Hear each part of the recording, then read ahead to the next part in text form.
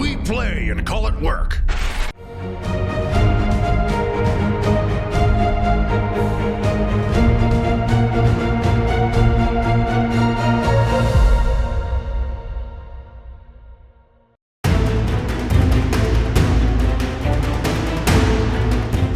Hey everybody, Matthew here from MiniWarGaming.com, and welcome to the next episode of How to Play Age of Sigmar 2nd Edition.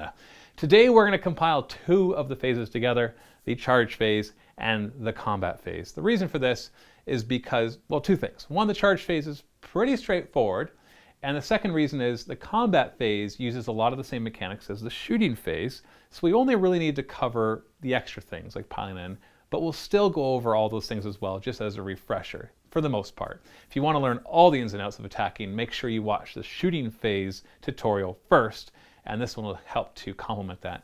As always, we're going to have a battle report after this at the link in the video description below in the MiniWarGaming Vault, which really heavily focuses on charges and combat phase. Both the armies are going to be mostly close combat armies, not shooting armies, so that we make sure that lots of things happen, and you get to see the dynamics of how it all works together.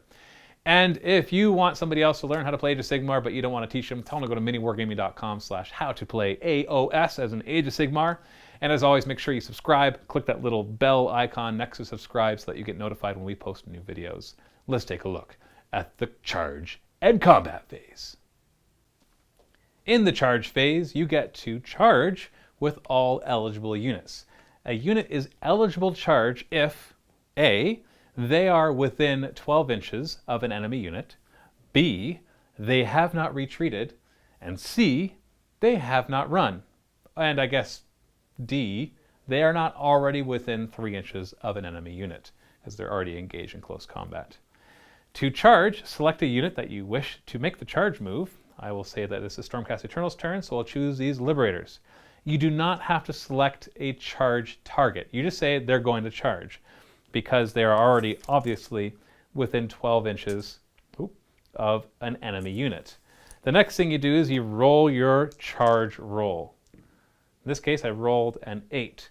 So that is the maximum distance that they can now move in order to make their charge.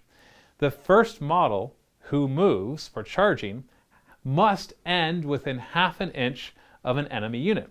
Now, a charge move is different than a normal move in the sense that you are allowed to enter within 3 inches of an enemy unit, even ones that you're not going to end up really getting close to, so you can pass by enemies within 3 inches.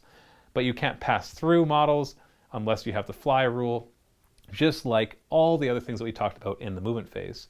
So the first model, let's say that I'm going to charge these chain rasp hordes. He'll end right here within half an inch. I don't have to touch, or I can if I want to. Every other model can move up to their 8 inches. They don't have to move the full distance. And they must end within 1 inch of other models from their unit. Now, interestingly enough, what you can't see in this camera is that they are now within 3 inches of this Knight of Shrouds as well.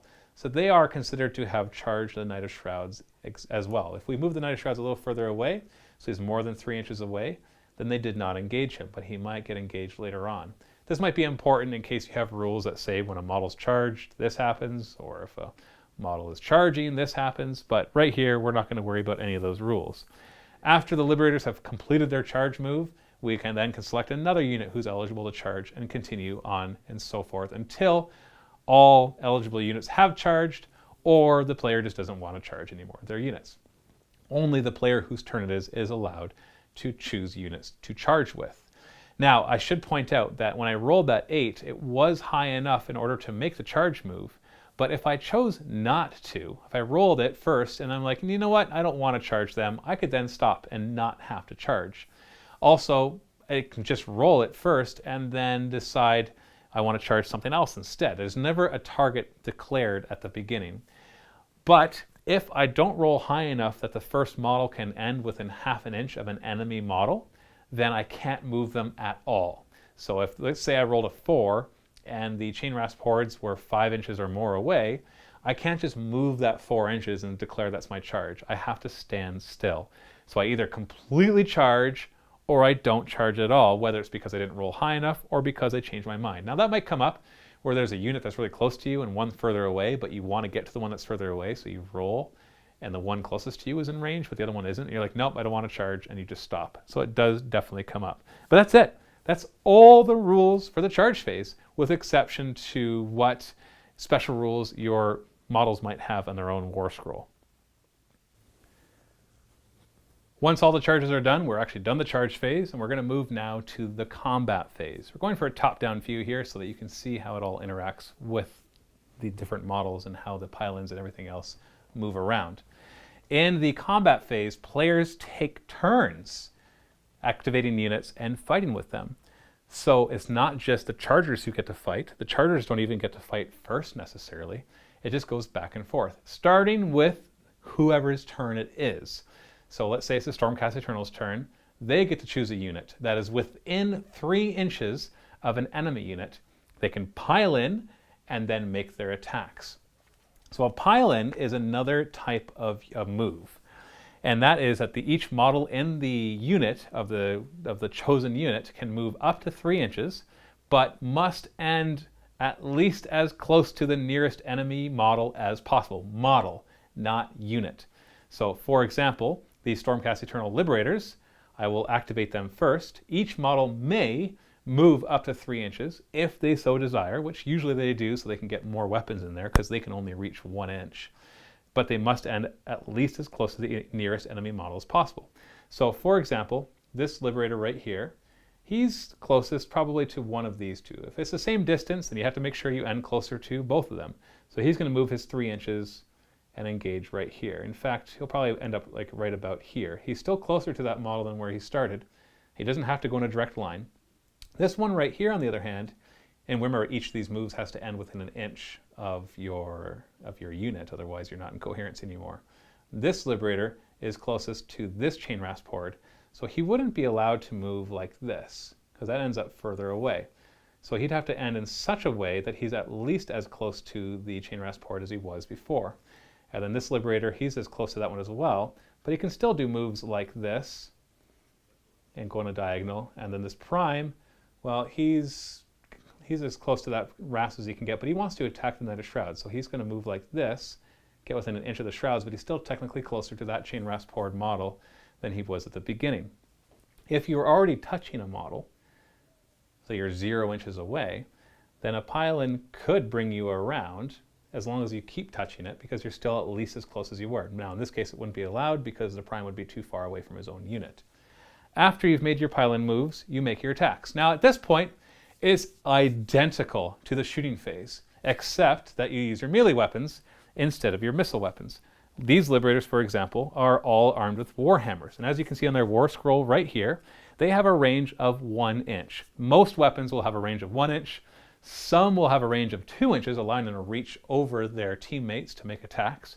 And some extreme examples will have a range of 3 inches, which means they can attack something else. You do not have to allocate your attacks to the nearest unit, but you must declare where you're allocating them. So right here, these 3 Liberators are within 1 inch of the Chain Raspords, so they're going to allocate their attacks to the Chain Raspords. The Liberator Prime, on the other hand, is within 1 inch of the Knight of Shrouds, so he'll allocate them there. If it was set up like this, the Liberator Prime could choose to put his attacks on the Chain Raspords or onto the Knight of Shrouds, or even to divide his 2 attacks between the Chain Raspords and the Knight of Shrouds. Now, Liberator Primes actually have a benefit that they get an extra attack, so he's going to have 3 attacks instead of the regular 2. So the next part is, just like in the shooting phase, once we've declared where all our attacks are going, let's say in this case, to keep it simple, that all 4 of these guys are going to declare their attacks on the Chain Raspords. Then we roll our dice to see how many hits we get. We then pick up all the hits. We roll to see how many wounds we do. We do the saves and damage just as normal. In this case, each Liberator has 2 attacks, and the Liberator Prime gets 1 extra, so a total of 9 attacks from the 4 who are allowed to attack. As you can see on their war scroll, their 2 hit is a 4+, so I will take my 9 dice, and I'll see how many 4s I roll.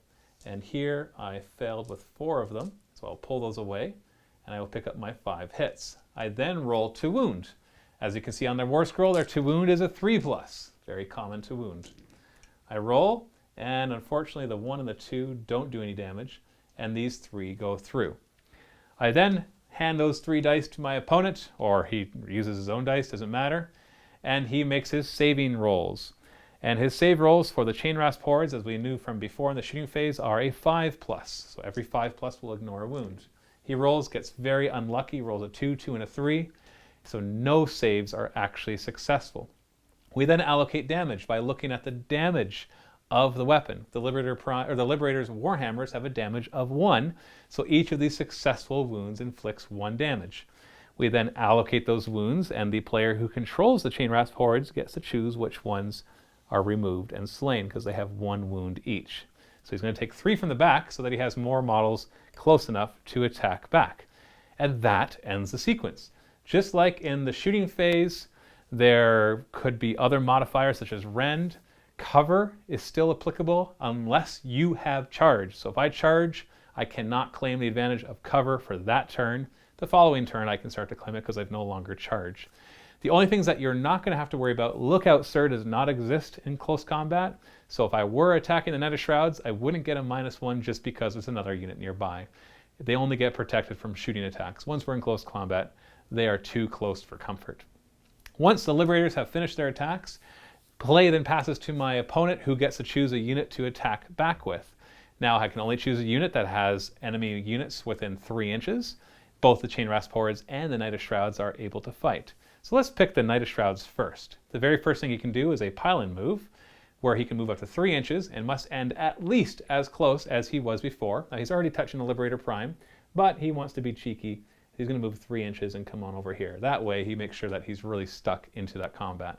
Next, we pull up his War Scroll to see what weapons he has. Now on the Knight of Shrouds on Ethereal Steed's War Scroll, you see he actually has 2 sets of melee weapons. Now don't just look at the list that's here, you have to look at their description to see what they have, because sometimes it'll show multiple weapons, but really they're only armed with one of them. But in this case the description says that the Knight of Shrouds on Ethereal Steed is a single model armed with a Sword of Stolen Hours, but the mount attacks with ghostly hooves and teeth. So both of them get to fight. We still have to declare where all the attacks are going before we start rolling dice. In this case, it's pretty straightforward. They're all attacking the Liberators. And once again, we have to do all the attacks before we start allocating wounds, but for ease, we're just going to allocate them as they happen. Let's start with the Sword of Stolen Hours. So this has 4 attacks, as you can see right on the War Scroll, and it hits on 3s. So we have to roll 3 or higher. He gets pretty unlucky and rolls 2 1s, and only 2 of those go through. Now, he then gets to wound on a 3+, so we'll roll that as well. 2 is a fail, the 6 is successful, and so now we do a saving throw. The Liberators, as on the War Scroll, have a 4+ save, but the Rend on the Sword of Stolen Hours is a -1, so really they're going to have to roll 5 or higher to save it. I rolled a 4, which unfortunately is not enough. Now, I should point out that the Liberators have a rule with if they have shields, and they roll a 1 to save, they get to re-roll it. So that does make them a little more survivable. But here I got unlucky and I rolled exactly what I needed, which is not what I needed because there's a -1. So then we inflict the damage. Now, this is the first weapon that we're looking at that has more than 1 damage. The Sword of Stolen Hours does 2 damage. So this 1 fail becomes 2 wounds, which happens to be how many wounds a Liberator has. And so I can just remove one of the models rather than allocating wounds because they only have 2 each. I'll remove this one back here, but really I could remove any one that I want. Then we have to make the attacks of the other one. But interestingly enough, as you can see right here on the Knight of Shrouds War Scroll, Stolen Hours, allocate wounds inflicted by this model Sword of Stolen Hours before allocating wounds by the Ghostly Hooves and Teeth, because remember we do it all at the same time. Each time a wound inflicted by this model Sword of Stolen Hours slays an enemy hero, heal 1 wound allocated to this model. Now that's not going to apply here because these Liberators are not heroes. Heroes are individual models typically. But let's say it was a hero and he had wounds allocated to him, then he would have healed there. So we're just going to ignore that special rule for now, but it is important for you to look up special rules on the War Scroll. And you can also see that technically I should have made all my rolls for the Ghostly Hooves and Teeth before removing any models or allocating any wounds. But it's just easier to do it as we go along. And if it does interact strangely, then just make sure you do it right. The Ghostly Hooves and Teeth, they're not as strong. There's 2 attacks from the horse. They hit on 4s, and I rolled 2 1s. Now let's just say I did get 1. They would wound on 5s, and I failed that. And if it did wound, then I would roll a saving throw of 4+, because there's no rend. It would do 1 damage. Not as much damage, but it's a little extra oomph that it can put in there. Now that the Knight of Shrouds has fought, the play passes back to the Stormcast Eternals player, who gets to choose a unit. Now, you can only choose a unit who has not fought yet. Another important note here is that you're not allowed to pass until all of your eligible units have fought. So you can't just be like, you know what, I'd rather you attack first, so I'm just going to pass and not have the Liberators attack that first time, because I want you to come closer to me, or for whatever reason I can think of. You're not allowed to do that. If you have an eligible unit, you must choose an eligible unit. And unlike shooting, they must make their attacks. They don't have to pile in, so if there's some strategic reason that you don't want to make your attacks and you're not in range with some of your models, you are not forced to pile in. But any model who is in range must make all of their attacks. So the Stormcast Eternals player is all done. They don't have any more models or units to activate, so play passes back to the Nighthaunt player, who then would choose his Chain Rasp Horde, pile in with each model, which we'll just do nice and quick right here. As you can see, we're just getting them closer to the Stormcast Eternal Liberators unit, and then we make our attacks. When we look at the War Scroll of the Chain Rasp Horde, you can see their Malignant Weapon has a range of 1 inch, which every single one of these models will be within an inch, because their bases are 1 inch long. So basically, if they're touching, or if they're touching a model who's touching, they're within an inch. Well, maybe I should have scooted this model a little closer just to be sure. But yes, they're all within an inch. And we should also see that down here, the Dread Warden, which is the leader, the guy in the middle there, he gets +1 to his attacks. So instead of having 2 attacks, he'll have 3. So we have a lot of attacks coming back to the Liberators because we've got 6 regular guys at 2 attacks each, plus a Dread Warden. So we're looking at 15 attacks. We then roll our hit roll. The War Scroll, you can see that is a 4+ to hit. And we rolled pretty well. We then take out all our misses. That's the easiest way I like to do it. Pick up all the dice, and now we roll to wound, which is on the War Scroll at 4+. Now, here's an interesting part. If you look at their War Scroll, you see Chilling Horde. You can reroll wound rolls of 1 for this unit. Well, it has more than 10 models. More than 10 models. So it has 11 or more models. That's not the case here, and we didn't even roll any ones. We actually rolled really well, and we got 6 wounds, but it's just an interesting thing to note in case you were playing them with larger squads. Lastly, we make our saving throws, which is a 4+. The Chain Rasp Horde's weapons don't have a rend, so we don't have to modify this. 4+, ooh, I rolled really poorly. Now I get to re-roll the 1 because of their shield special rule, but the glare here is a little bad, but 3 of those are saved, and 3 of them get through. So that's 3 more wounds allocated. Now since these guys have 2 wounds each, I'm going to have to kill or slay a model, and then allocate a wound to another one of the models instead, for a total of 2 models having been lost to the Chain Rasp Horde. And that is the charge and combat phase. We're almost done all the regular phases in a player turn. In the next video, we're going to talk about the Battle Shock phase and its nuances as well. So make sure you go and watch the battle report that we have prepared for you. This one is full of charges and close combat. In fact, there should be hardly any shooting or other shenanigans. It's all about getting those charges in and showing you how close combat works. So if you want to see all this in action, click the link below to go and watch that battle report right now. It is in the MiniWarGaming Vault, our paid subscription service. If you're not a Vault member, you can click it and get a 7-day free trial and try it out without any obligation whatsoever. It does help us to pay the bills too. So if you want to support us, become a Vault member. It's the best way to do so. And as always, next week we'll have even more for you as we continue our How to Play Age of Sigmar series. If you want others to learn how to play and you don't want to have to teach them, tell them to go to miniwargaming.com/howtoplayaos as in Age of Sigmar. Happy wargaming.